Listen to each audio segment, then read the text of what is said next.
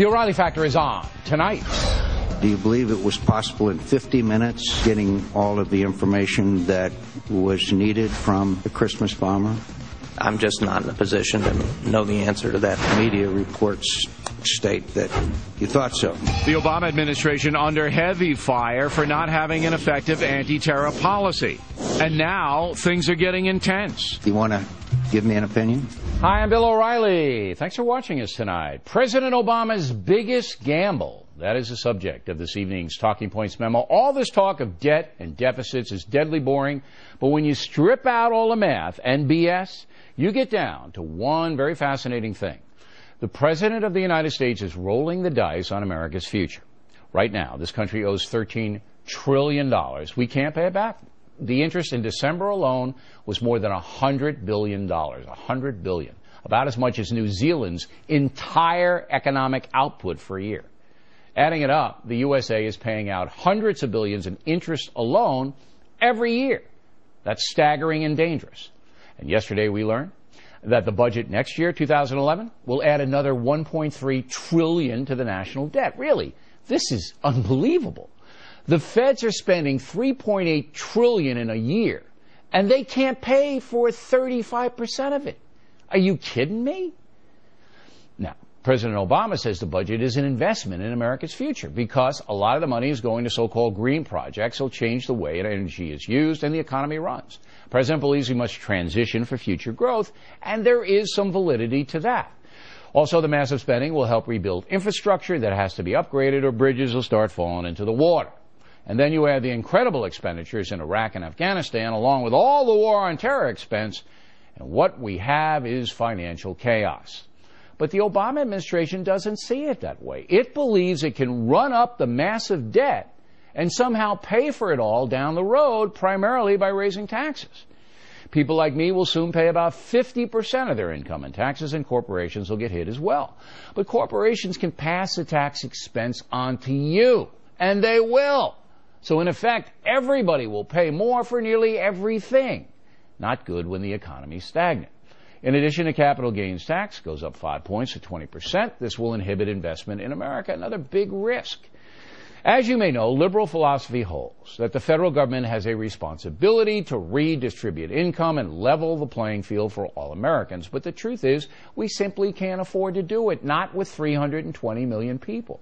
Sweden can do it. They have 9 million, but not us. And we have to fight the world's villains. Sweden does not.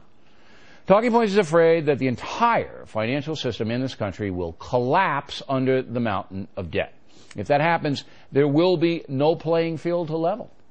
It's a scenario too frightening to think about. Simply put, the feds need to stop spending. They need to cut across the board, get out of Iraq as fast as we can, and stop the social engineering. But I don't expect President Obama to do any of that with the exception of Iraq. So there's no question the huge federal spending is the president's biggest gamble. All of our lives will be affected by it. And that's a memo. Now for the top story tonight. A tense exchange earlier today between Senator John McCain and Defense Secretary Robert Gates. The subject, how to handle captured foreign terrorists. Secretary Gates, do you believe that the Christmas bomber should be tried in civilian court or by military commission?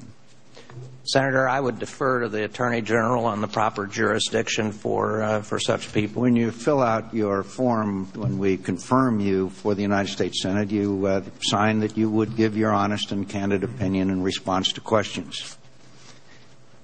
Do you want to give me an opinion? My honest opinion is that I think that the Attorney General is in the best position to judge where these people get tried. After all, we have Thank you very much. Do you believe it was possible in 50 minutes to exhaust the possibilities for getting all of the information that was needed from the Christmas bomber? I'm just not in a position to know the answer to that, Senator.